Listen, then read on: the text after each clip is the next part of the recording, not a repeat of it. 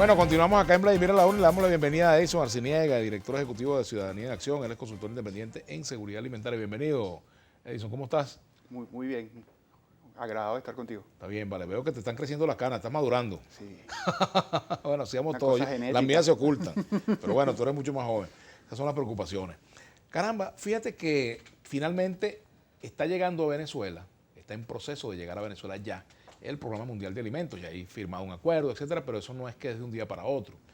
Y precisamente el punto central de todo esto es que un país petrolero como el nuestro, una potencia, otrora potencia petrolera, pues termina aceptando la ayuda del Programa Mundial de Alimentos de Naciones Unidas.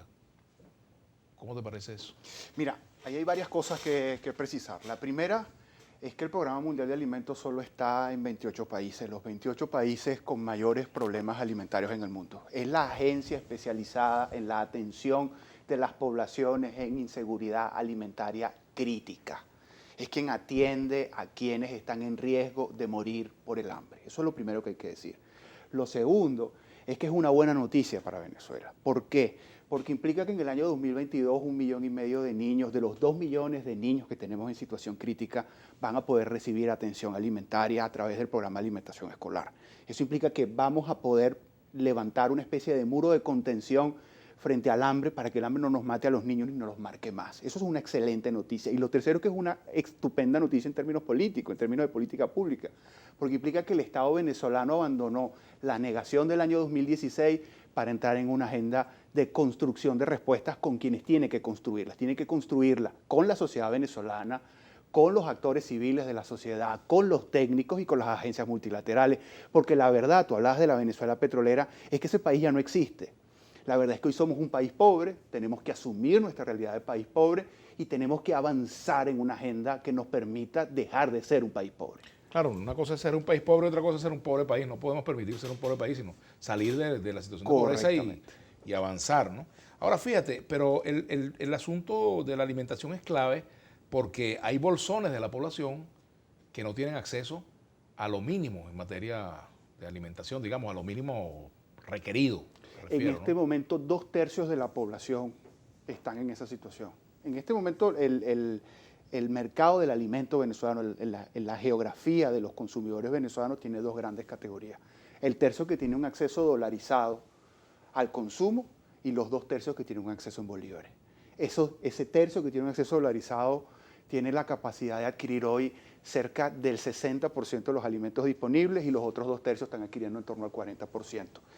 Esos otros 2/3 son los mismos 2/3 en inseguridad alimentaria. Esos otros 2/3 son los que ponen los 11 millones de venezolanos en inseguridad alimentaria moderada y severa. Esos otros 2/3 son los que ponen los niños con desnutrición. Estamos en un país donde coexisten dos esquemas de país. Una especie de país africano, que es el país de 2/3, que es un país donde se consumen unas 1.400 calorías día, y otra especie de un país europeo o de una clase media como la portuguesa, que puede estar consumiendo hasta 3.000 calorías. Un país profundamente desigual, donde la desigualdad está en el plato de comida. Ahora, en términos generales, la seguridad alimentaria en Venezuela, si bien está en un estadio crítico, ha mejorado. Este es un país que ha logrado llegar a tener la mitad de los alimentos que la dieta prototipo nacional establece que debiéramos de tener. Venimos de tener el 36% en el año 2019. Hay una buena noticia. Lamentablemente esa buena noticia se está diluyendo por la crisis del diésel. Lamentablemente esa buena noticia no responde a un incremento de la producción agrícola, sino que responde a un incremento de las importaciones. Claro, porque son cosas a largo plazo. A largo plazo necesitamos que el campo venezolano responda por la seguridad alimentaria. A largo plazo necesitamos que la agricultura y la ganadería venezolana sean capaces de contribuir con algo que no han contribuido desde el año 1952, que es a poner más de la mitad de las calorías. Desde el año 1952 en adelante, la mitad del plato de alimentos en Venezuela, en términos de calorías, viene del exterior. Este es un país que desarrolla una gran agroindustria para abaratar las importaciones. Nos permite abaratar 3/5 del valor de las importaciones y hasta nos podría permitir exportar. Pero la verdad es que nuestro campo tiene muchos años en una situación de incapacidad de responder a los retos alimentarios. El campo con excepción de la ganadería. La ganadería venezolana produce casi el 100% de la carne, el 100% del queso de consumo regular y casi toda la leche, con excepción de la leche en polvo. Vamos a fijarnos un poco en los estados más críticos en materia de inaccesibilidad a la dieta básica. Los estados orientales, fundamentalmente los estados orientales. Porque fíjate, tienes el mar, por ejemplo, que pudiera ser una fuente de Claro, proteína. pero es que estamos hablando de la proteína pesquera, Claro. es verdad. Pero tenemos en el caso de la proteína pesquera las exportaciones irregulares, que no son las regulares. El año pasado hubo récord de exportaciones formales. Es que en alta mar el pescado se trasvasa. Pero es que tenemos que, en este momento, por ejemplo, la crisis del diésel está generando en la península de Parias, que es el lugar más pobre de Venezuela, una escasez crónica de productos agroindustriales. Estamos hablando de harina de maíz precocido, estamos hablando de pasta, estamos hablando de arroz. Pero, ¿Qué no está llegando? pero fíjate tú, previo a la crisis del diésel, Venezuela, no estamos hablando solamente del tiempo de Chávez, de los tiempos previos, porque el Estado Sucre, la situación en Sucre no es que ha cambiado para bien o para mal. Tiene condiciones estructurales. Tienes condiciones estructurales, lo que tú has señalado perfectamente. Pero fíjate tú, es una contradicción que un Estado como el Estado Sucre, que también tiene su agricultura, sea uno de los estados donde hay, digamos, más carencia en ese sentido, porque Sí, también debería haber desarrollado una pesca, haber desarrollado, por ejemplo, la Hay factores culturales. Entonces, claro, como chino y pescado y algo de ensalada, pues eso no puede ser todos los días, pero Y es la manera de pero comer. debería ser así. Es la manera de comer, porque cuando los revisamos en el retail de disposición de calorías y retail de disposición de proteínas en el estado Sucre, es patético. Hablando de un estado que nunca ha tenido más de 2.000 calorías disponibles por venezolano, desde que se están midiendo. Esa es la verdad de Sucre. También es la verdad del Tamacuro, también es la verdad del occidente del estado Bolívar, que es una paradoja, es la zona donde más tubérculos se producen en Venezuela.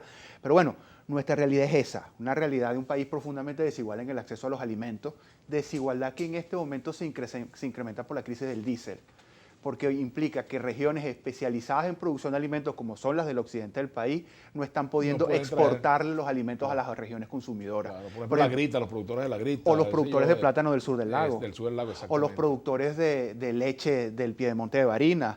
O los productores de hortalizas del Quíbor. Lo que está pasando en el Quíbor es peligrosísimo, porque el Quíbor es el kilómetro cero de las hortalizas de Venezuela. Ahí se producen las plántulas que luego se trasplantan en el resto del país para producir todo eso que nosotros llamamos vegetales. O más o menos el 60% de eso. Ahorita no hay diésel para que eso salga. Ahora, ese es uno de los pocos rubros donde el país se autoabastecía. Tenemos graves retos de seguridad alimentaria. El país necesita 36 kilos 740 gramos por venezolano. Estamos llegando a los 20. Estamos más o menos en eso. Pero ahorita el problema que tenemos no es que hayan subido el número de kilos, es que no los podemos mover. Todas kilos de alimento. Por persona, al mes. Ajá, y de esos 36 kilos, ¿cuánto deberían ser proteínas? ¿Cuánto deberían ser, por ejemplo... Deberíamos de tener, las proteínas deben ser más o menos un tercio del peso total. Como al el menos plato, los alimentos, como el plato. Un tercio del plato, al menos un tercio del plato. Ojo, hay una confusión.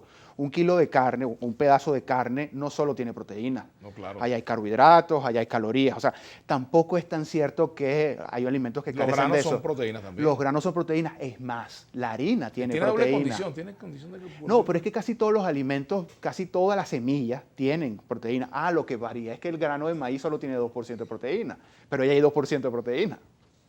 O sea, varía. Claro, fíjate, ahora ese asunto de la inseguridad alimentaria también, bueno, el gobierno atribuye todo esto al bloqueo, pero ¿dónde comenzó a romperse la seguridad alimentaria del venezolano? La seguridad alimentaria en Venezuela se rompe con las políticas que desarrolla un colega mío, por ejemplo, el sociólogo Elías Agua. Una política que apuntó hace unos 10, 15 años a desestructurar el modelo tradicional del sistema alimentario venezolano.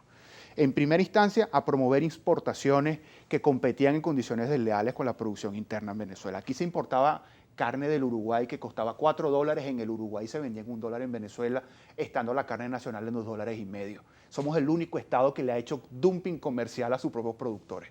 Eso disminuyó el peso del rebaño nacional. Por el otro lado, en este país hubo una política de la promoción de una reforma agraria anárquica, que intervino fondos productivos. Cuando revisamos la primera reforma agraria que se hizo en este país, que es la reforma agraria del presidente Betancourt, se intervino lo que estaba improductivo. Aquí fue lo contrario. Aquí pasaron por donde se producía y esas fueron las tierras que intentaron redistribuir. Y el resultado es que hoy hacemos una lectura de satélite de esas tierras y están improductivas. 4 millones de hectáreas productivas. Hace 10 años, hoy están improductivas y son las hectáreas intervenidas. Tenemos que hacer una pausa. Al regreso continuamos conversando con Edison Aciniega, él es director ejecutivo de Ciudadanía de Acción y además consultor independiente de seguridad alimentaria.